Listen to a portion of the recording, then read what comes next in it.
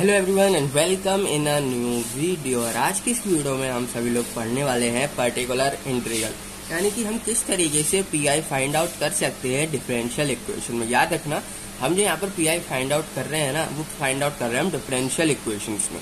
इसमें differential equation में partial में नहीं कर रहे हैं। तो ये चीज आपको यहाँ पर ध्यान देनी है कि अब जो हम पीआई यहाँ पर निकालने का मेथड सीखेंगे वो हमारा थोड़ा सा अलग होगा पार्शियल से। ठीक है, तो किस तरीके से हम डिफरेंशियल इक्वेशंस में यहाँ पर पीआई फाइंड आउट करते हैं वो देखते हैं यहाँ पर। और सबसे पहले हम ये देख लेते हैं, थोड़ा सा इसके बारे में हम देख लेते हैं कि पीआई को आखिर हम लिखते एक इक्वेशन में, इक्वेशन तो हमें दे रखी है पर इसमें पीआई को हम कैसे करें, कौन सी वर्ड कहाँ लिखना है, वो किस तरीके से करना है, वो हम यहाँ पर देखते हैं। सबसे पहले आपके पास क्या होगी, एक इक्वेशन होगी a naught d n plus a1dn-1 plus a2dn-2। इस तरीके से आपके पास एक इक्वेशन है y is equal to r। तो ये इस तरीके से कि आपकी एक इक्वेशन यहाँ पर है। ठीक है, इक्वेशन नंबर 1 नाम दे देता हूँ, ये आपकी इक्वेशन यहाँ पर है। तो यहाँ पर जो है ना, देखो पीआई निकालने के लिए आपको यहाँ पर इस इक्वेशन का हम और किस तरीके से लिखते हैं वो भी देख सकते हो। Five D Y is equal to R X. तो हम इस तरीके से भी ना यहाँ पर लिख सकते हैं हम अपनी अबव इक्वेशन को। अब ये देखना है कि हम पीआई किस तरीके से निकालेंगे। तो पीआई निकालने के लिए क्या मेथड है, जो आपको ये आरएचएस में होता है ना, यानी ये आर एक्स, इसका यूज करते हैं हम पीआई निकालने के लिए with the help of this. यानी कि यूज तो दोनों होते हैं पर किस तरीके से होता है वो देखो। सबसे पहले आपको क्या करना है, पीआई 1/5d। अब ये मैंने यहाँ पर क्या लिखा, यहाँ पर मैंने सिंपली ये लिखा है 1/5d, यानी कि ये वाला जो टर्म है ना, ये मैंने 1 के नीचे लिख लिया। अब आप देखो मैं यहाँ पर कर क्या किया मैंने 1/5d। अब जो आपका इस साइड है ना, इस साइड यानी आर एक्स, इसको मैं लिखता हूँ यहाँ पर। तो पीआई इस तरीके से निकाला जाता है। पीआई किस तरीके से निकाला जाता है, इस तरीके से निकाला जाता है। इस तरीके से क्या करना है आपको, सबसे पहले जो आपका एलएचएस में उसको 1 के टर्म में लिख देना। जो आपका एलएचएस साइड है ना, उसको आपको 1 के टर्म में लिख देना। और जो आपका आरएचएस है उसको आपको मल्टीप्लाई में लिख देना। याद रखना, इसको आप इसके ऊपर मत लिख देना। आप देखो आरएचएस की मैं यहाँ पर वैल्यू लिख के आपको समझाता हूँ। आर एक्स की मैं यहाँ पर वैल्यू लिखता हूँ, जैसे कि e⁴ में वैल्यू लिखता हूँ आर एक्स। ठीक है, इसको मैं यहाँ पर पुट करता हूँ। तो जो हमारा पीआई बनेगा, क्या बनेगा, 1/5d e⁴ कुछ इस तरीके से हमारा यहाँ पर बनेगा। अब देखो पीआई को किस तरीके से यहाँ पर फाइंड कर सकते हैं। अब पीआई को हम फाइंड यहाँ पर किस तरीके से करते हैं। जैसे आपकी ये इक्वेशन बन गई ना, इतनी इक्वेशन बन गई। अब आपको क्या करना है, जो आपका ए है, जो आपका ए है ना, इसको हम डी की जगह यहाँ पर पुट करते हैं। जो आपका क्या है, put d is equal to a. जो यहाँ पर आपका डी है ना, जो ये टर्म होंगे यहाँ पर देखो डी_n-1 डी_n-, तो जो आपका यहाँ पर डी है ना, डिफरेंशियल वाला डी, इसकी जगह हम क्या पुट करेंगे, ए यहाँ पर पुट करेंगे। क्या पुट करेंगे, ए, सिंपली ए पुट करेंगे। आपका यहाँ पर क्वेश्चन को हमारा जो है फर्स्ट पार्ट कंप्लीट हो जाएगा। जैसे आपने यहाँ पर पुट कर दिया, नीचे वाले टर्म में आपने यहाँ पर पुट कर दिया। अब आपको क्या करना है, याद रखना एक चीज यहाँ पर जो देखने की चीज है, जो आपको याद रखनी है, वो ये है कि आपका जो डिनोमिनेटर है वो 0 नहीं होना चाहिए। आपका जो डिनोमिनेटर है ना, वो 0 नहीं होना चाहिए। अगर आपको डिनोमिनेटर 0 हो जाएगा तो ऑफकोर्स सी बात है, नीचे 0 आ गया, टर्म ही गया। ठीक है, पर हमको तो क्या चाहिए, हमको तो एक वैल्यू चाहिए। और वैल्यू तो यहाँ पर फिर आएगी नहीं, वैल्यू तो यहाँ पर आएगी नहीं अगर डिनोमिनेटर में 0 आ गया। तो इसलिए ये बात आपको यहाँ पर ध्यान देनी है कि डिनोमिनेटर में 0 नहीं आना चाहिए। क्या बोल रहा हूँ मैं यहाँ पर, जो आपका 5, अब तो डी की जगह ए पुट कर दिया ना मैंने, 5a है ना, ये नॉट इक्वल टू 0 होना चाहिए, 0 नहीं आना चाहिए। ये आपको याद रखना है। लिख देता हूँ provided 5a is not equal to 0। ये चीज आपकी 0 नहीं होनी चाहिए, इस बात का आपको यहाँ पर ध्यान रखना है। अगर 0 हो रहा है भाई, आपके हाथ में तो है नहीं। अब डिनोमिनेटर आपको क्या हो रहा है, 0 हो रहा है। अब आप क्या करोगे, अब आप सिंपली कुछ नहीं करना है। जो नीचे आपका टर्म लिखे हुए है ना, इनको आप डिफरेंशिएट कर देना। इनको आप क्या करना है, डिफरेंशिएट कर देना है। और डी है ना, तो आपको बस सिंपली किस तरीके से डिफरेंशिएट करना है, ये देखो। जैसे ही आप डिफरेंशिएट करोगे ना, नीचे वाले को जितने बार करोगे उतने बार आपको एक्स का मल्टीप्लाई करना पड़ेगा। डी है ना, तो एक्स का यहाँ पर मल्टीप्लाई करना पड़ेगा। ये बात आपको याद रखो। जैसे कि आपने इसको एक बार डिफरेंशिएट कर दिया तो एक बार एक्स आ जाएगा 1/, आपने क्या किया, एक बार डिफरेंशिएट कर दिया इसको, एक बार आपने क्या कर दिया, डिफरेंशिएट कर दिया। तो अगर आपने अब क्या करोगे, अब डी की जगह फिर से ए पुट करोगे। अब क्या करोगे, डी की जगह फिर से ए पुट करोगे, डी की जगह फिर से ए पुट करोगे। प्रोवाइडेड, क्या प्रोवाइडेड, अब की बार भी डिनोमिनेटर क्या नहीं होना चाहिए, 0 नहीं होना चाहिए, यानी कि 5d/5d ए जो है ना ये आपका 0 नहीं होना चाहिए, नॉट इक्वल टू 0 होना चाहिए। अगर आपका फिर से 0 हो रहा है ये टर्म, अगर आपका ये टर्म फिर से 0 हो रहा है तो आपको क्या करना है, एक और x का मल्टीप्लाई करोगे, क्या बन जाएगा हमारा x स्क्वायर, क्या बन जाएगा हमारा यहाँ पर पी एक्स स्क्वायर 1/, अब क्या करना है, स्क्वायर लग जाएगा सिंपली, अब क्या हो जाएगा यहाँ पर स्क्वायर लग जाएगा सिंपली। तो इसी तरीके से आपको यहाँ पर करना है ई एक्स, सिंपली यहाँ पर क्या लग जाएगा, स्क्वायर लग जाएगा। जितनी बार करना है आपको उतनी बार डिफरेंशिएट आप कर दो, पर ये याद रखना आपका डिनोमिनेटर यहाँ पर 0 नहीं होना चाहिए, आपका डिनोमिनेटर यहाँ पर 0 नहीं होना चाहिए। अब देखो, अब आप डिपुट करोगे, अब यहाँ पर हमारा जो है डिनोमिनेटर 0 नहीं है, हमारा डिनोमिनेटर 0 नहीं है। हर बार तो 0 हो रहा था, पर इस बार 0 नहीं है। अगर 0 नहीं है तो आपको उतना ही छोड़ देना है, उसके बाद डिफरेंशिएट मत करना है एक्स्ट्रा अपने मन से, ठीक है, अपने मन से एक्स्ट्रा मत करना।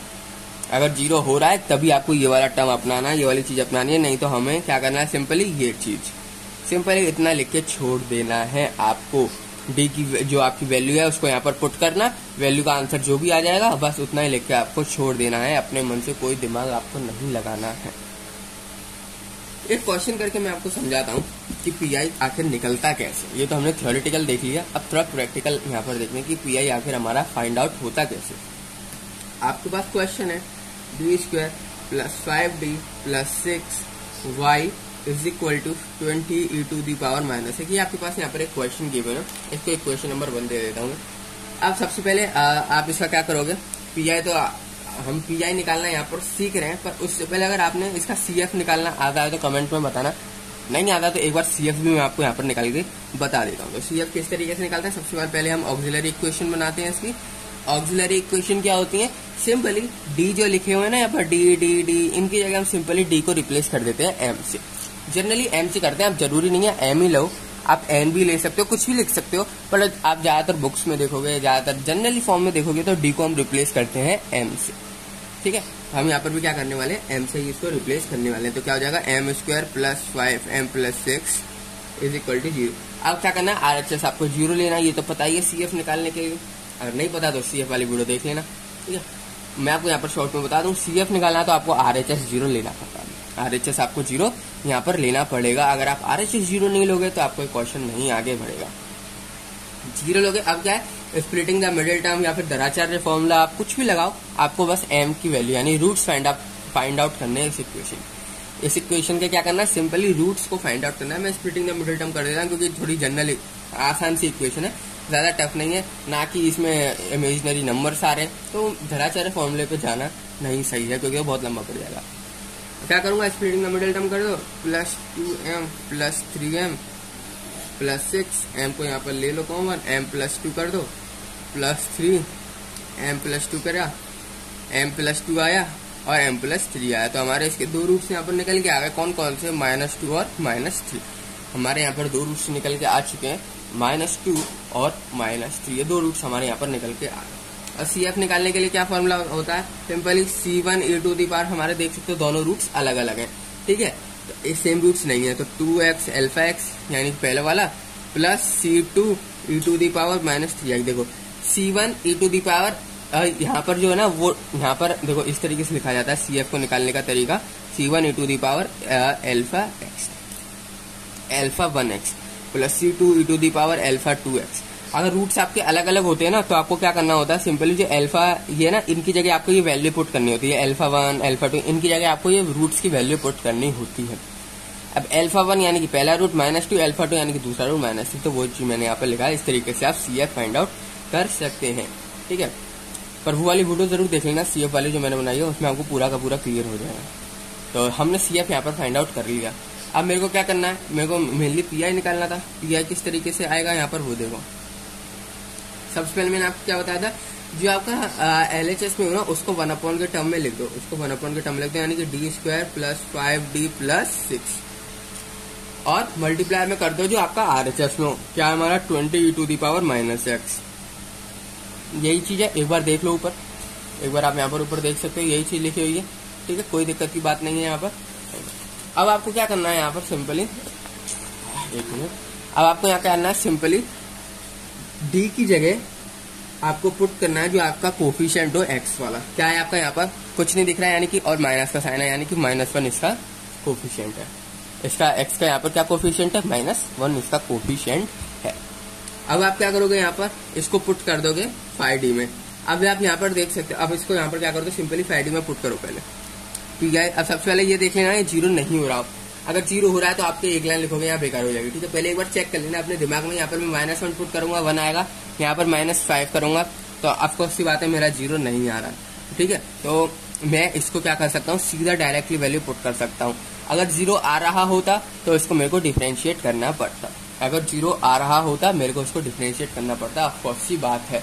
पर मेरा यहाँ पर 0 नहीं आ रहा है तो मेरे को कोई भी डिफरेंशिएट करने की जरूरत नहीं है। तो पी को यहाँ पर मैं किस तरीके से लिखूंगा, पी 1/, अब डी की वैल्यू पुट कर, अब देखो 20 है ना कोफिशिएंट, इसको मैं थोड़ा आगे लिख लेता हूँ, थोड़ा देखने में सही लगेगा, ठीक है। आप जो आपका कोफिशिएंट्स होते हैं ना, कोफिशिएंट्स, उनको आप इधर बीच में भी लिख सकते हो, इधर 1 की जगह भी पुट कर सकते हो। आपको सी बात है मल्टीप्लाई में तो 20 का 1 से करोगे 20, बीच में भी लिख सकते हो, साइड में भी लिख सकते हो। पर याद रखना जो आपके e⁻⁻x जो आपके वेरिएबल्स टाइप होते हैं ना, इनको आप नहीं मल्टीप्लाई कर सकते, ये हमेशा RHS में एंड साइड ही रहने चाहिए, ठीक है। RHS में एंड साइड ही रहने चाहिए, कोई रूल नहीं है, पर ये इधर ही रहने चाहिए, ठीक है। क्योंकि कई टीचर्स क्या कर देते हैं, गलत मान लेते हैं, इसका मल्टीप्लाई उधर नहीं जा सकता। 20 आपने यहाँ लिख दिया e⁻⁻, अगर आपने इस साइड लिख दिया ना 20 वाली साइड, तो आपको थोड़ा सा गलत मान सकते हैं, आपका आंसर गलत कर सकते हैं। इसलिए फॉर सेफ पॉइंट आपको यहाँ पर लिखना पड़ेगा। अब क्या करो, सिंपली -1 की पुट कर दो वैल्यू प्लस, और ये हो जाएगा हमारे -5, ये हो जाएगा प्लस का 6, कितना बचा हमारा 20, 1/6 और 1 7, कितना बचा 2 e⁻⁻x, कितना बचा 10 e⁻⁻6। तो जो हमारा पी यहाँ पर निकल के आया, पी यहाँ पर हमारा कितना निकल के आया, 10 e⁻⁻x। ये कितना निकल के आया, 10 e⁻⁻x। ये आपका पी यहाँ पर फाइंड आउट हो चुका है। अब इसके क्वेश्चन में तो बोला था कि पूरी इसकी इक्वेशन का सॉल्यूशन बताओ, तो सॉल्यूशन किस तरीके से आता है हम जानते हैं, CF + PI।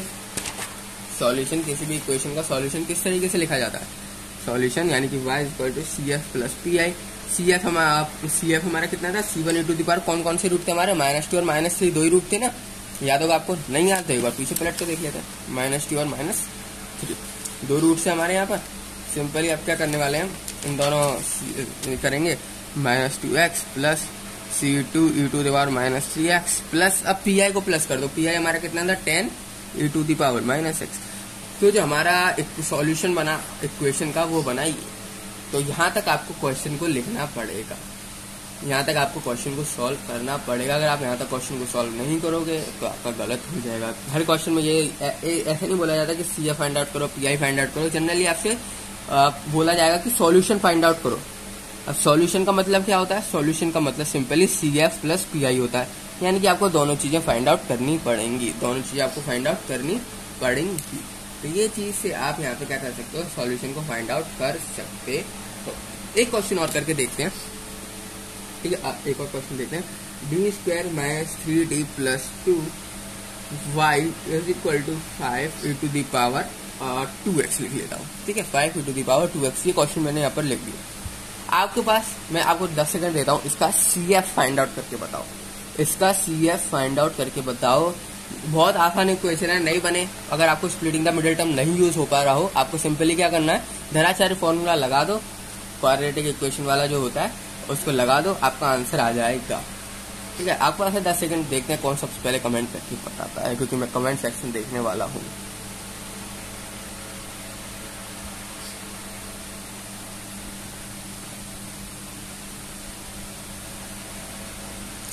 तो यहाँ पर आई होप आप लोगों ने कमेंट कर दिया होगा अब तक। CF निकाल के नहीं किया, नहीं बना तो भी कोई बात नहीं है, मैं आपको यहाँ पर बता देता हूँ एक बार निकाल के। सबसे पहले आपको ऑक्सिलरी इक्वेशन बनानी है इसकी। क्या करना है, सिंपली d को रिप्लेस कर देना है m से, तो m² - 3m + 2। अब आप यहाँ पर क्या करोगे, सिंपली अब स्प्लिटिंग द मिडिल टर्म कर दो। देखो बहुत छोटी इक्वेशन है, ये तो कुछ भी नहीं है। अभी इमेजिनरी नंबर आएंगे ना तो आपको धराचार्य फॉर्मूला लगाना पड़ेगा, ये इनसे काम नहीं बनेगा फिर, ठीक है, इनसे काम नहीं बनेगा, फिर आपको धराचार्य फॉर्मूला लगा के बकायदा फाइंड करना पड़ेगा। अभी तो ये बहुत आसानी से फाइंड हो रहे हैं ना आपके, ये इतनी आसानी से नहीं होंगे। देखो इसका तो बड़ी आसानी से हो गया, आपको -2m और -1m + 2, तो ये क्या बना हमारा, m को यहाँ पर कॉमन ले लो, m - 2, और इसमें -1 को कॉमन ले लूँ, m - 2। तो रूट्स हमारे निकल के आते हैं एक तो निकल के आया 2, एक निकल के आया 1, तो हमारे यहाँ पर 2 रूट्स निकल के आए हैं 2 and 1, 2 रूट्स यहाँ पर निकला है।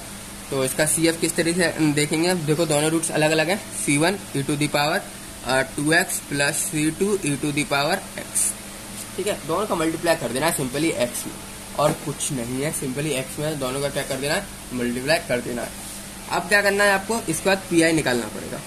मेन तो हम PI समझ रहे हैं, अब PI किस तरीके से फाइंड आउट करना, आपने जो LHS में ना आपका LHS में, उसको आपको सिंपली 1 में लिख दो, और क्या करना है आपको, जो RHS का टर्म है उसको मल्टीप्लाई कर दो, यानी कि 1/d square minus 3d plus 2 multiply by 5 e to the power 2x। इस तरीके से आपको यहाँ पर लिखना है, इस तरीके से आपको यहाँ पर लिखना है।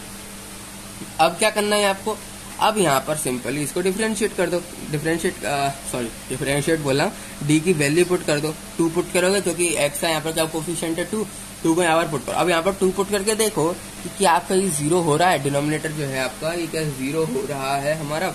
अगर मैं यहाँ पर 2 पुट करूँ, 2 2 या 4 माइनस 3 2 या 6 प्लस 2, तो यहाँ देख सकते हो 6 माइनस 6 इज इक्वल टू 0, यानी कि हमारा जो डिनोमिनेटर है वो 0 हो रहा है, जो हमारा डिनोमिनेटर है वो 0 हो रहा है। अगर हमारा डिनोमिनेटर अब हो रहा है यहाँ पर 0, तो अब क्या करना है हमको, सिंपली डिफरेंशिएट, और कुछ नहीं, डिफरेंशिएट कर दो नीचे वाले टर्म्स का।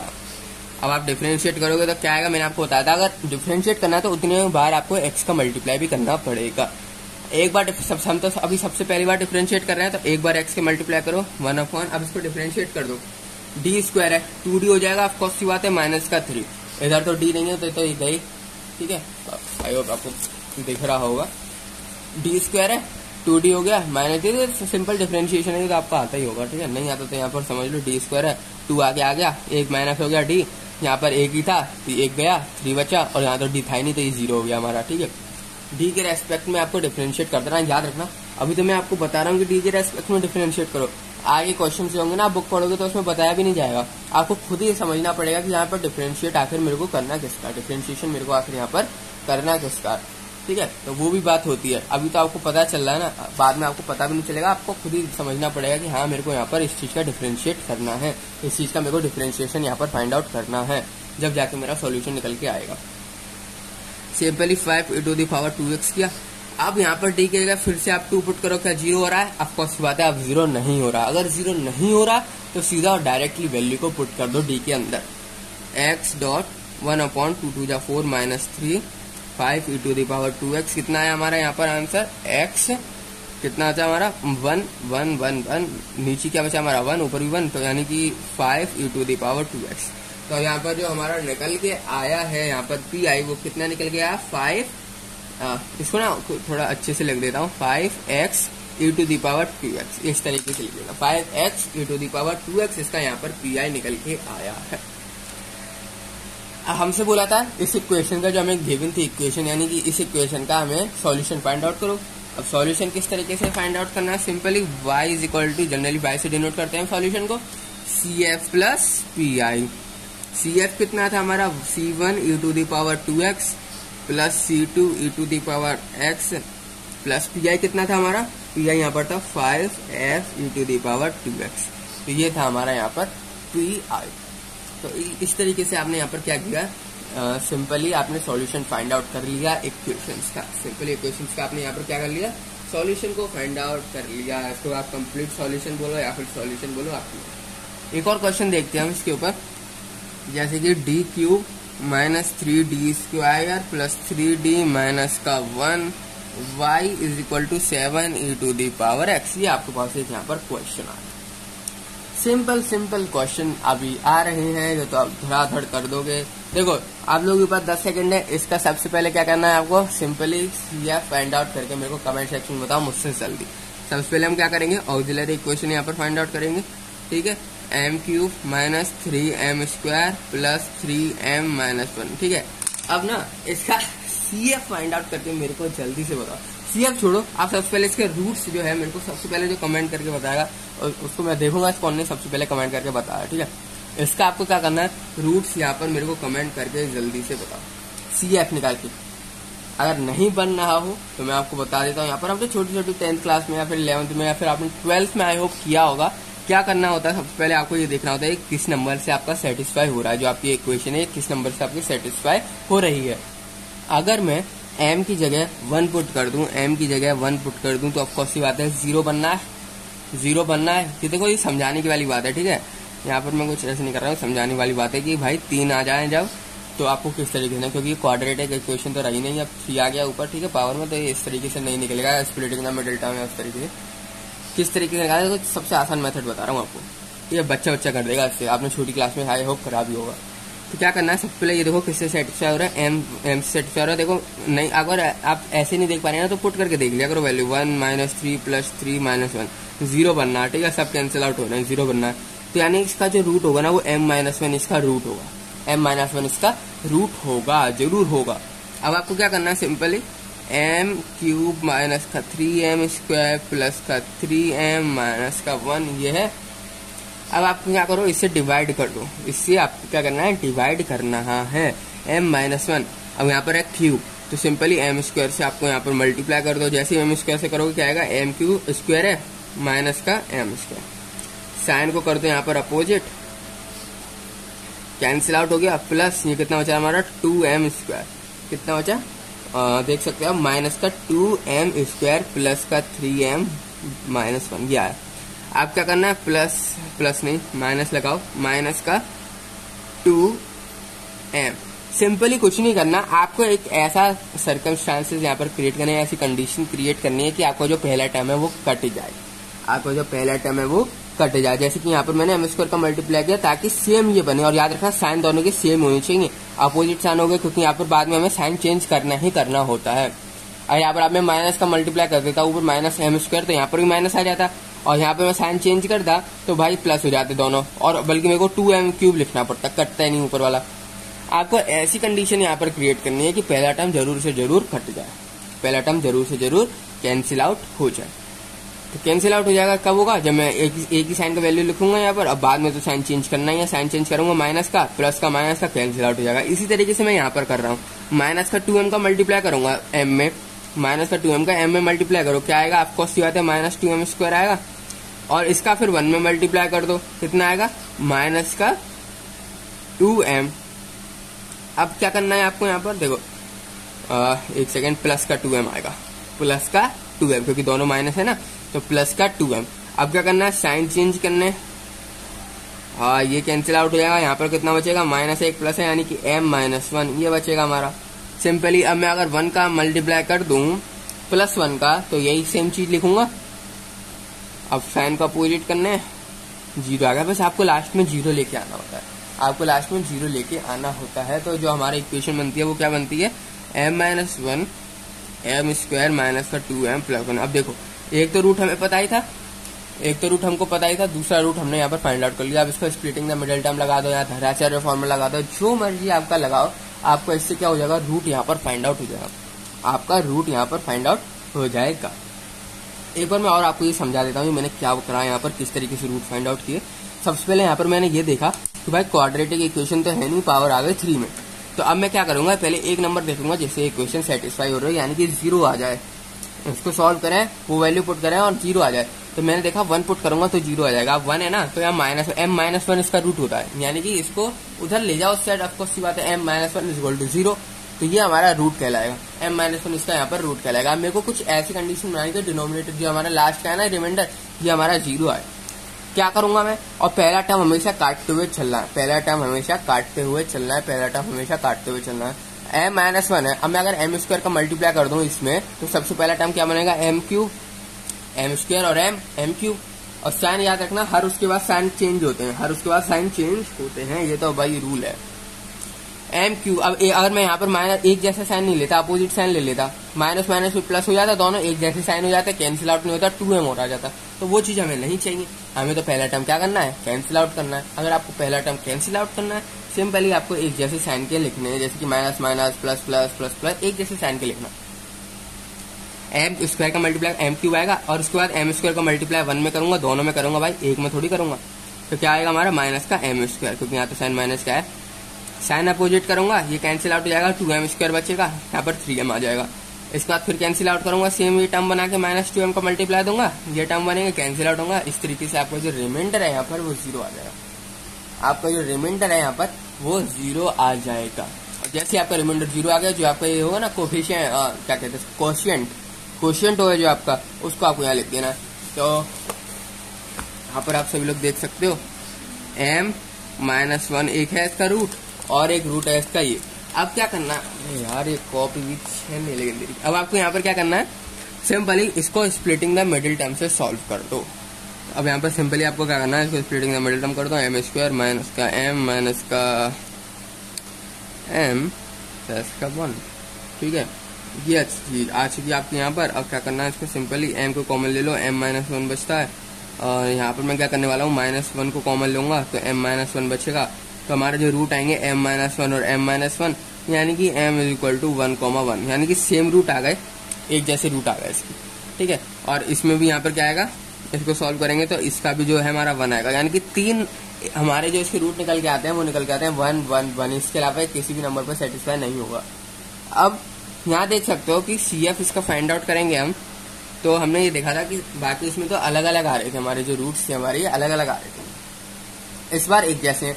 तो इसका CF निकालने का क्या फॉर्मूला होता है हमारा, जो CF अगर एक जैसे रूट हो तो किस तरीके से निकाला जाता है, सिंपल आपको क्या करना है, C1 लगाना है। कितने रूट है, 3 है ना, 3 है यहाँ पर, तो आपको क्या करना है, C1 + C2x + C3x², ये चीज लिखनी है। C1 C2x C3x, अगर आपके सेम रूट्स हैं याद रखना, 2 होते तो मैं यहाँ तक छोड़ देता, पर मेरे पास है 3 तो यहाँ तक लिखा हूँ। अब क्या करना है आपको, इतना हो गया, इसको लगा लो ब्रैकेट में आप e⁻, अब जो आपका रूट है वो लिखना है, क्या है हमारा 1x, यानी कि e⁻x लिख दो। तो ये आपका CF होगा। कितने लोगों का ये वाला CF करेक्ट हुआ ना, मेरे को कमेंट में बताना जरूर, कितने लोगों ने सही किया CF निकाला। किस तरीके से निकालना है 3rd डिग्री वाला जो DQ होता है, इसको किस तरीके से निकालना है आपने यहाँ पर देख लिया है। अब मेन बात होती है, हम PI निकाले थे CF घटक है। अब बात करते हैं PI की। सिंपली PI जो है हमारा ये किस तरीके से निकलेगा, इतनी देर में जिन बच्चों ने निकाल लिया PI वाई बहुत बढ़िया। अब हम निकालते हैं यहाँ पर, देख मैच करना किसका यहाँ पर सही आया है। आपको सिंपली क्या करना है, 7e⁻x था ना, 7e⁻x क्वेश्चन में राइट हैंड साइड में, सिंपली इसको मैं बीच में लिख दे, 7 को मैं बीच में ले आता हूँ, और हमारा जो ये था dq - d² + 3d,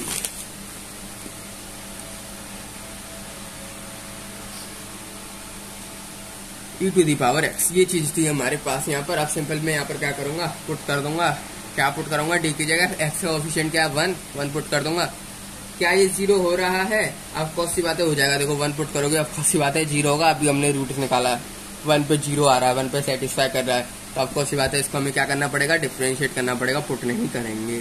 तो 7 अब मैंने बताया था जितने बार डिफरेंशिएट करोगे उतने, सबसे पहली बार कर रहे हैं तो x आ जाएगा, 3d - 3 2 6, मल्टीप्लाई कर दो जो ऊपर है, इसका यहाँ पर कुछ नहीं था 1, 3 का 1 से मल्टीप्लाई 3 बचता है, 3 का 2 से मल्टीप्लाई 6d + 3 का d का 1 का 1 से, तो कुछ नहीं बचेगा भाई, 3 आएगा बस, और इधर तो d है ही नहीं हमारा। अब पुट करो d की जगह 1 पुट कर दो यहाँ 1, तो देख सकते हो आप वापस से 0 हो रहा है डिनोमिनेटर जो है आपका यहाँ पर वापस से 0 हो रहा है, डिनोमिनेटर फिर से 0 हो गया। आपको ये नहीं करना फिर पुट, फिर क्या करना फिर से। अब हम क्या कर रहे हैं दूसरी बार, अरे यार यहाँ तो 2 लगाना रहेगा। अब हम यहाँ पर क्या कर रहे हैं, दूसरी बार इसको डिफरेंशिएट कर रहे हैं, तो आपको फिर से x का मल्टीप्लाई करोगे, x तो यहाँ पर, या फिर इसको इसकी वैल्यू है x², ठीक है।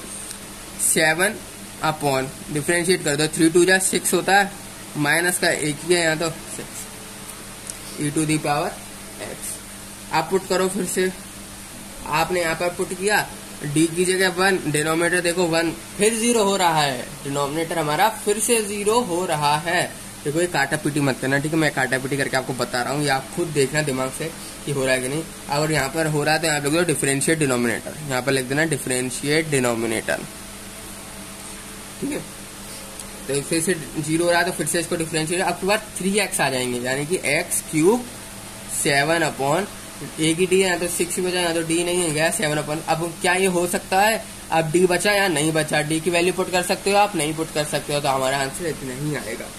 इसको बस सही तरीके से लिख दो, 7/6 को लिख दो आगे, एक्स क्यूब का कोएफिशिएंट, इस तरीके से आपका पी निकल के आ गया, पी आपका निकल के आ गया। याद रखना जितनी बार अगर आपका डिनोमिनेटर 0 होगा, आपको डिनोमिनेटर 0 पे नहीं छोड़ना है, आपको डिनोमिनेटर 0 पे नहीं छोड़ना है, आपको सिंपली उसको डिफरेंशिएट करते हुए आना है और एक्स का मल्टीप्लाई करते हुए चलना है। तो ये आपका पी का सॉल्यूशन, सिंपली आप सॉल्यूशन निकाल दो, y is equal to C F plus P I, C1 plus C2x plus C3x। देखो सिंपली यही चीज है अगर सेम रूट्स होते हैं। बाद में e टू दी पावर, अब उसका रूट कितना था, हमारा रूट कितना था 1 था ना, तो x, तो ये हमारा होगा। और पी आई कितना निकल गया 7/6x³। देखो मैंने पीछे पेज देखा भी नहीं है, मैंने पूरा CF लिख दिया क्योंकि मेरे को रूट्स मालूम है, एक जैसे रूट्स हैं बनाए हैं वो भी, ठीक है। क्या करूंगा, एक जैसे रूट है तो C1 C2 C3, एक बार x फिर एक बार x², पहले में x नहीं आएगा, दूसरे में x आएगा, एक और फिर x आ जाएगा, ऐसे करके बढ़ते चलते हैं। लास्ट में e टू दी पावर, अब यहाँ पर रूट लिखना होता है, रूट मेरा 1 था इसलिए 1x, 2 होता है तो 2x आ जाता है। यहाँ पर सिंपली 1x है तो मैं सिंपली x लिख दिया हूँ, plus 7/6x³ and e to the power x, हमारा हो गया पी। तो केस सेकंड है। केस फर्स्ट जो था मैंने इससे पहली वीडियो में आपको करा दिया, जिसमें जो हमारा RHS थे ना, उसमें इस तरीके से हमारे जैसे e to the power x, 7 e to the power x, 2 e to the power x, इस टाइप के टर्म्स हमारे आ रहे थे RHS में। पर अब क्या होने वाला है कि सेकंड के अंदर हमारे जो राइट हैंड साइड है ना, वहां पर ये टर्म्स नहीं आने वाले। अब कौन कौन से टर्म्स आने वाले हैं, जैसे कि sin AX और cos AX ओनली, और लिख देता हूँ क्योंकि इसके अलावा केस सेकंड जो हमारा यही होता है, sin AX और cos AX, यही टर्म्स हमारे RHS में मिलते हैं। अब हमें क्या करना है, अब हमें इसका PI फाइंड आउट करना है कि जब हमारे राइट हैंड साइड में ये वाले टर्म्स हो तो किस तरीके से हम PI फाइंड आउट करेंगे। पर सबसे पहले हम क्या कर सकते हैं, देखने वाले हैं सबसे पहले हम कि इनको सॉल्व कैसे किया जाता है, PI को फाइंड आउट कैसे किया जाता है। जैसे इससे पहले वीडियो में मैंने आपको बताया था कि जब हमें क्या करना होता है, डी की जगह ए वैल्यू पुट करनी पड़ती है, जो भी आपका कोफिशिएंट होता है एक्स का उसकी वैल्यू पुट करनी पड़ती है डी की जगह। अगर डिनोमिनेटर आपका 0 हो रहा होता है तो आपको डिफरेंशिएट करना होता है, एक्स का मल्टीप्लाई करना होता है। उस तरीके से अब इसमें क्या करना है ना, ये हम सबसे पहले देखते हैं। तो सबसे पहले PI निकालने का ना तरीके हमारे वही होते हैं, 1/5D, जो आपका LHS साइड होते हैं ना, LHS साइड जो आपकी इक्वेशन होती है वही हम सेम यहाँ पर लिखते हैं। अब 5D क्या है, अगर आपने नहीं देखा तो उससे पहली वाली वीडियो देख लेना, जिसमें मैंने पहला केस बताया उसमें सब मैंने आपको बता रखा है। इक्वेशन में जो हमारी LHS साइड होती है ना, इसको हम 5D से डिनोट करते हैं और RHS को RX से, ठीक है। तो ये चीज जो आपके होते हैं ना, D² -3D -4D, इस तरीके से जो होते हैं ना, वो सारे नीचे टर्म्स लिखे जाते हैं, मल्टीप्लाई में RX आता है। ये सिंपल इस तरीके से PI निकाला जाता है, चाहे कितने भी केस बन जाए, निकालने का तरीका स्टार्टिंग पॉइंट यही रहता है।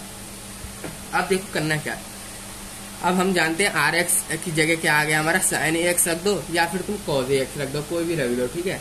तो यहाँ पर सबसे पहले आपको क्या करना है, जो आपका D है ना, D की जगह वैल्यू नहीं पुट करनी होती है सेकंड केस के अंदर। केस सेकंड में हम D की जगह वैल्यू पुट नहीं करते हैं, हम कौन सी जगह वैल्यू पुट करते हैं, हम D² की जगह वैल्यू पुट करते हैं। और उसमें भी क्या वैल्यू रखते हैं हम, जैसे कि sin AX मान लू मैं यहाँ पर, ठीक है, इस तरीके से लिख दूँ 5D sin AX। तो जो आपका A है ना, जो आपकी D की जगह वैल्यू कौन सी आएगी, D की जगह तो कोई वैल्यू आप रखोगे नहीं, रखोगे वैल्यू D² जाऊंगा, तो D² की जगह आप कौन सी वैल्यू रखोगे, वो वैल्यू रखोगे। सबसे पहले तो आपको क्या करना होगा, इसका स्क्वायर करना होगा, जो आपका A है ना इसका स्क्वायर कर दो। जैसे कि sin 2x लिखा है, sin 2x लिखा हुआ है आपका, तो आपको क्या करना होगा, 2 का स्क्वायर करो, क्या होता है 4, और जो 4 आएगा ना उसमें नेगेटिव साइन लगा दो। मैं ब्रैकेट लगा देता हूँ इससे कि सबसे पहले आपको ब्रैकेट का सॉल्व करना है, देन आपको माइनस साइन लगाना है, यानी कि वैल्यू आपकी नेगेटिव होनी चाहिए, वैल्यू आपकी नेगेटिव होनी चाहिए। अगर 9 है यहाँ पर, 9 9 81, 81 में फिर माइनस लगेगा, यानी कि -81 वैल्यू होनी चाहिए। अगर आप -9 का स्क्वायर कर दोगे, आपने यहाँ पर 9 मिला पर आपने देखा यहाँ पर माइनस है, आपने स्क्वायर कर दिया तो ऑफकोर्स सी वाली बात है वैल्यू पॉजिटिव आ जाएगी हर बार, तो वो केस नहीं है। यहाँ पर जो भी वैल्यू होगी ना, सबसे पहले आपको उसका स्क्वायर करना होगा, फिर देन माइनस को आपको उसमें लगाना होगा। ये थोड़ा एक यहाँ पर आपको ध्यान देने वाली बात है, क्योंकि अक्सर बच्चे यहाँ पर माइनस का ही स्क्वायर कर देते हैं, तो हमेशा वैल्यू पॉजिटिव लेके आ जाते हैं, तो ये गलती हो जाती है। देन अब आपको क्या करना है, यहाँ पर जैसे आपका ये आ चुका है, आपको ये वैल्यू पुट करनी है। आप देखो अब कभी कभी क्या होता है, आपका D² मिल ही नहीं रहा आपको इक्वेशन में D नहीं, तो D³ दे रहेगा, तो आप बोलोगे भाई ये तो क्वेश्चन में हम क्या करें, ये तो होगा ही नहीं, तो D³ दे रखा ना, सिंपली D².D कर दो, D² कर दो, यानी कि स्क्वायर का मल्टीप्लाई देन D, स्क्वायर का मल्टीप्लाई देन D, और उसके बाद क्या करना है, D4 सिंपली D² स्क्वायर कर दो, यानी जो D² की आप वैल्यू पुट करोगे उसकी वैल्यू का स्क्वायर कर दो। मतलब बस आपको दिमाग खोल के काम करना है इस वाले चीज के अंदर, क्योंकि आपको जरूरी नहीं है कि हर बार भाई डी स्क्वायर ही दे दे, पका पकाया खाना दे दे, हर बार डी स्क्वायर नहीं आएगा, आपको डी स्क्वायर बनाना भी पड़ेगा कभी कभी, ठीक है। तो ये चीज आपको यहाँ पर ध्यान देनी है। और ऑफकोर्स सी बात है, यहाँ माइनस का याद रखना, माइनस बाद में ऐड होता है, यानी कि वैल्यू आपकी डी स्क्वायर की नेगेटिव में ही पुट करनी होगी। इसके बाद आता है हमारा, जब आपने पी आई तो यहाँ पर निकाल रहे हो, आप पी आई जो है यहाँ पर निकाल रहे हो, पर क्या होता है ना, कभी कभी आपके ना डिफ्रेंशिएट करना पड़ जाएगा, तो डिफ्रेंशिएट करना पड़ जाएगा। जैसे कि मैं आपको बताऊँ, जैसे कि आप पी आई निकाल लोगे 1/5, अब आपने क्या किया, डी की जगह ए स्क्वायर पुट कर डाला, डी की जगह ए स्क्वायर पुट कर डाला, और यहाँ पर साइन ए एक्स या फिर आप कॉज ए एक्स, इन दोनों में से कोई होगा ना, जब ये केस सेकंड अप्लाई करना, उसके अलावा केस सेकंड को अप्लाई मत कर देना, नहीं तो गलत हो जाएगा। इन दोनों के, ये दोनों है तो ये केस सेकंड आपका अप्लाई होगा। इसके बाद क्या है, एक सेकेंड, पी आई 1/, इसको मैं ए मान लेता हूँ, ए डी कर देता हूँ, तो साइन ए एक्स, इसको सॉल्व करने के बाद, और कॉज ए, आपने इसको सॉल्व किया, ए डी मान लो, ए डी आया। अब यहाँ पर जो ए है ना, सिंपली आप इसको कांस्टेंट मान लो, तो आपका ए होता है ना, यहाँ पर ये कहलाता है हमारा कांस्टेंट। ए क्या कहलाता है यहाँ पर, कांस्टेंट। जैसे कि पहले उसमें हम क्या कर रहे थे, केस 1 में डिफरेंशिएट कर रहे थे ना, केस सेकंड में हम इंटीग्रेट कर रहे हैं। याद रखना क्या बोल रहा हूँ मैं, डिफरेंशिएट कर रहे थे उसमें, इसमें करते हैं इंटीग्रेट, इसमें हम क्या करते हैं इंटीग्रेट। याद रखना, इसमें डिफरेंशिएट मत कर देना। क्या करेंगे इसमें, इंटीग्रेट 1/d लिखा जाएगा ना, जरूरी नहीं है हर बार आप इंटीग्रेट ही मार दो। अब क्या लिखा है, 1/d लिखा है, अगर साफ तौर पे डी लिखा हुआ है तो ऑफकोर्स की बात है, ये होता है हमारा डिफरेंशिएट। इसका मतलब क्या होता है हमारा, डिफरेंशिएट। पर अगर 1/d लिखा आ गया कहीं पर भी, क्योंकि यहाँ ज्यादातर क्वेश्चन में 1/d लिखा आ जाता है, जरूरी नहीं है हर बार डी लिखा है, डिफरेंशिएट हो 1/d मैंने देखा है कई बार आता है यहाँ पर क्वेश्चन में। तो आपको क्या करना है, इसको इंटीग्रेट करना है, देन आपको इसको क्या करना होगा, इंटीग्रेट करना होगा। जब डिफरेंशिएट कर दोगे तो गलत हो जाएगा, इसलिए जब आपको क्या करना पड़ेगा, इसको इंटीग्रेट करना पड़ेगा। जैसे कि अगर आपने पी आई निकाला, आपकी वैल्यू आ गई A D plus minus B और साइन ए एक्स और कॉज एक्स, इनमें से कोई एक वैल्यू आ गई, ये आया। अब आपको क्या करना होगा, इसको आपको डिफरेंशिएट करना होगा। वो किस तरीके से आप करेंगे, सबसे पहले आपको क्या करना होगा, अगर आपकी इस तरीके की इक्वेशन यहाँ पर फॉर्म हुई है, इस तरीके की इक्वेशन आपकी यहाँ पर फॉर्म हो गई, तो सबसे पहला आपका स्टेप क्या होगा, इसको आपको इसके कंजुगेट का ऊपर नीचे मल्टीप्लाई कर देना होगा। इसके कंजुगेट का ऊपर नीचे आपको कर देना होगा मल्टीप्लाई, यानी कि आपको क्या करना है, ए डी माइनस का प्लस माइनस है तो कंजुगेट कर दो माइनस प्लस, इन दोनों में से कोई एक साइन आएगा, ठीक है। इसका मतलब क्या है, अगर एक साइन ए क्या लिखा मैंने यहाँ पर, ए डी प्लस बी, ये लिखा हुआ है मैंने। कंजुगेट क्या बनेगा, A D minus B, A D minus B upon A D plus B. तो इस तरीके से आपको यहाँ पर क्या करना होगा, इनको सॉल्व। अब देखो ऊपर नीचे कॉन्जुगेट का मल्टीप्लाई करोगे तो नीचे तो 2 बार हो जाएगा, तो ये क्या हो जाएगा हमारा स्क्वायर साइन ए एक्स या फिर कॉस ए एक्स, ठीक है। ये स्टेप समझ में आना बहुत ज्यादा जरूरी है। आपने ये कर दिया, ठीक है। मैं इसको एक इस तरीके से समझाता हूँ आपको।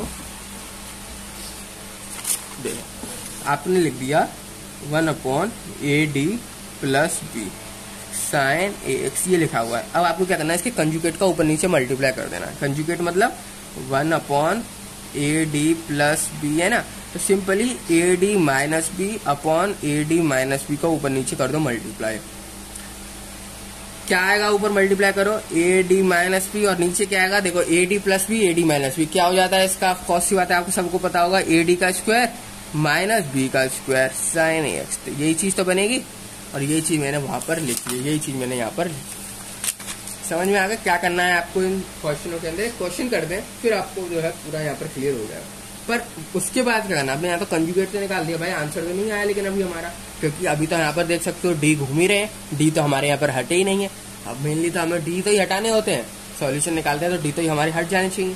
तो अब क्या करना होगा आपको यहाँ पर, अब यहाँ पर आप डी स्क्वायर की जगह वैल्यू पुट करोगे। अब क्या करोगे, आप डी स्क्वायर की जगह यहाँ पर वैल्यू पुट करोगे। सबसे पहले क्या करना है आपको, 1/LHS लिख दिया, उसका कर दिया आपने कंजुगेट से ऊपर नीचे मल्टीप्लाई बढ़िया तरीके से। उसके बाद आपने डी की वैल्यू यहाँ पर कर दी पुट, जैसे आप डी की वैल्यू कर दोगे पुट, आपका आंसर यहाँ पर आ जाएगा, आपका आंसर यहाँ पर आ जाएगा। और वही सेम चीज करनी है, अगर नीचे आ रहा है आपका 0, नीचे आ रहा है आपका 0, तो x लगा के डिफरेंशिएट कर दो, x लगा के डिफरेंशिएट कर दो। जैसे कि एक क्वेश्चन मैं आपको समझाता हूँ, ठीक है।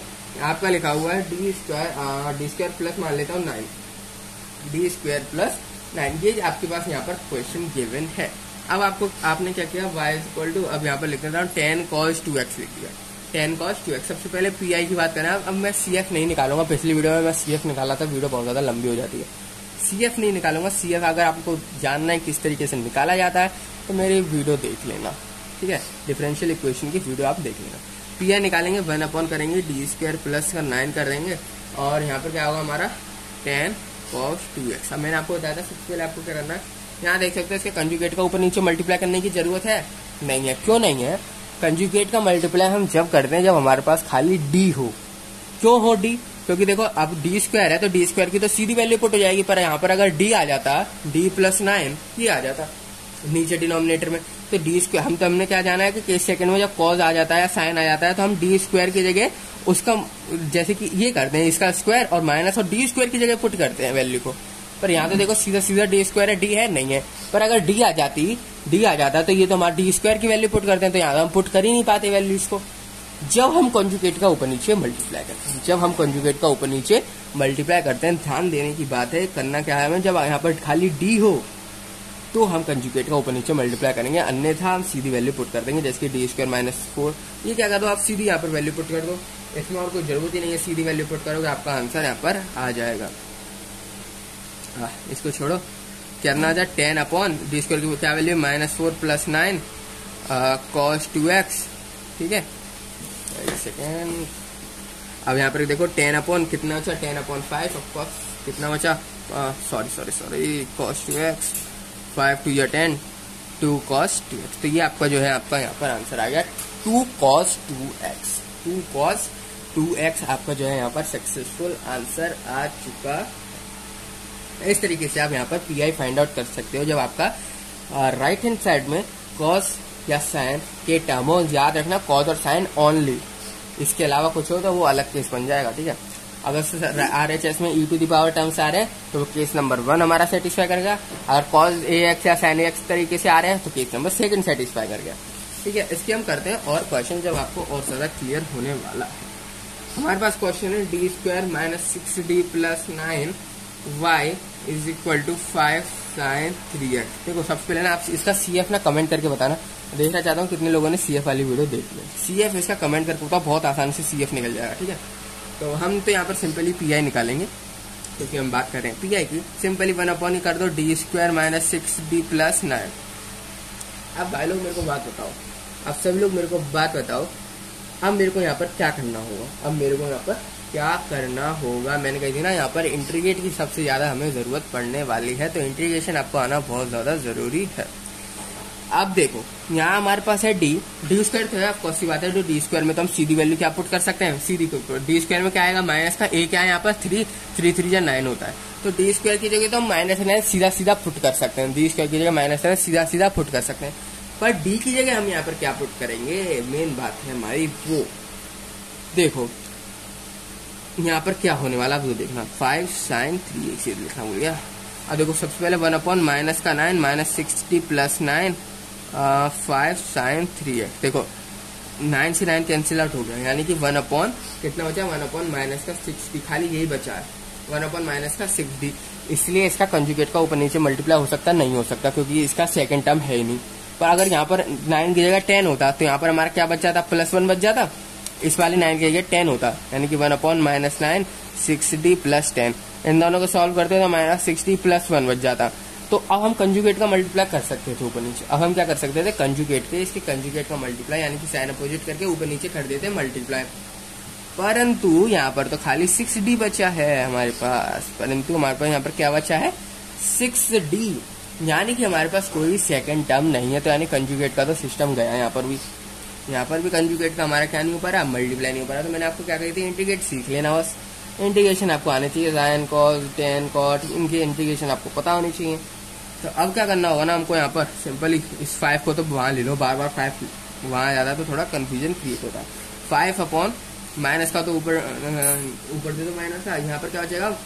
अब हम क्या करने वाले, यहाँ पे इंटीग्रेट करने वाले, -5 अपॉन 6 कर दो, 1 अपॉन d sin 3x। ये देखो मैंने आपको क्या बताया था, जब हमारा d होता है तो होता है हमारा डिफरेंशिएट, और 1 अपॉन d होता है तो होता है हमारा इंटीग्रेट।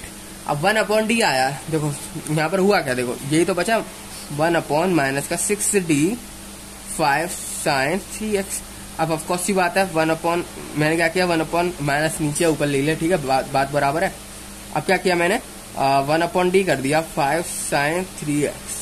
अब हम सब जानते हैं 1 अपॉन डी मतलब होता है इंटीग्रेट। अब इसका इंटीग्रेट करो, 5 तो हमारा कांस्टेंट ऑफकोर्स सी बात है, तो बाहर ही आना है, इसका तो अंदर कोई रोल ही नहीं है हमारा, इसका तो अंदर कोई रोल ही नहीं है, तो उसको तो 5 ले लो ऊपर 1 अपॉन डी साइन 3x। अब साइन 3x का कर दो यहाँ पर इंटीग्रेशन, तो साइन 3x का इंटीग्रेशन क्या होता है, साइन 3x का इंटीग्रेशन होता है हमारा cos 3x अपॉन 3 माइनस का cos 3x अपॉन 3, ठीक है। साइन 3x का इंटीग्रेशन क्या होता है, माइनस का cos 3x अपॉन 3। अब ये कर दो, अब डी भी चले गया, इंटीग्रेट भी हो गया, डी भी चले गया हमारा, ठीक है। डी है यहाँ पर नहीं है, ऑफकोर्स बात है नहीं है डी। तो अब क्या करने वाले हैं, हमारा आंसर आ चुका है, सिंपल इसको कर दो मल्टीप्लाई, करो मल्टीप्लाई, क्या आएगा आपका यहाँ पर माइनस माइनस माइनस तो प्लस हो जाएगा, माइनस का तो सिस्टम गया, 5 cos 3x अपॉन 6 3 जा होता है हमारा 18, 5 cos 3x अपॉन 18। तो ये आपका निकल के आ गया पीआई, ये आपका क्या निकल के आ गया पीआई। तो आप इस क्वेश्चन अगर बोलता है सॉल्यूशन फाइंड आउट कर दो तो कर देते आप CF प्लस पीआई, CF आई होगा आपने आता ही होगा निकालना, पीआई हमने निकालना यहाँ पर देख ही लिया।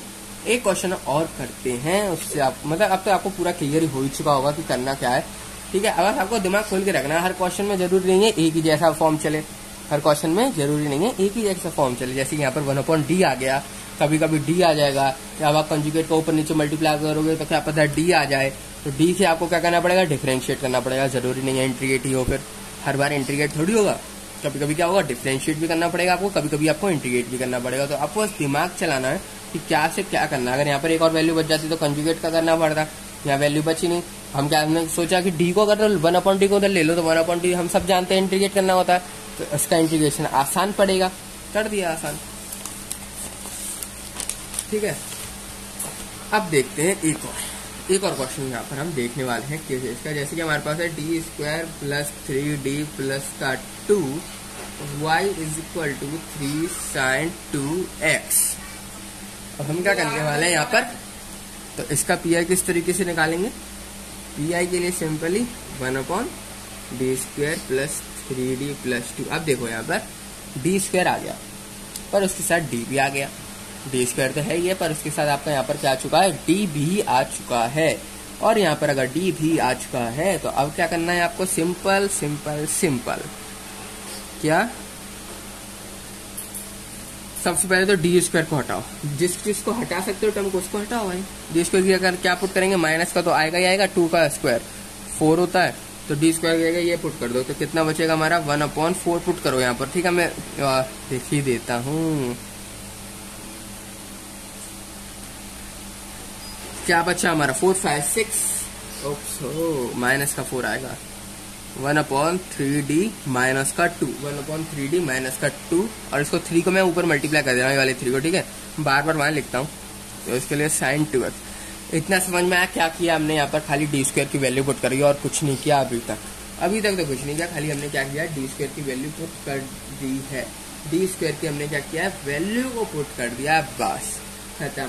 अब क्या करना है, कंजुगेट का कर दो multiply, 3d plus 2 upon conjugate क्या क्या हमने मल्टीप्लाई यानी कि प्लस का मल्टीप्लाई कर दो यार, लिख के दिखाना पड़ेगा, 3/3d माइनस का 2, 3d प्लस के 2 का ऊपर, 3d प्लस के 2 का नीचे, देन साइन 2x, अब ऊपर आपने मल्टीप्लाई किया तो क्या बना हमारा 3d प्लस 2 अपॉन इसका स्क्वायर हो जाएगा, क्या आएगा हमारा 9d स्क्वायर माइनस का 4 साइन 2x। समझ में आया आप यहाँ पर कंजुगेट किस तरीके से मल्टीप्लाई हुआ, और उस तरीके से मल्टीप्लाई करता ना, मैं सीधे लिख देता वैल्यू तो थोड़ा सा कंफ्यूजन क्रिएट हो जाता, इसलिए मैंने पूरा लिख के दिखा दिया।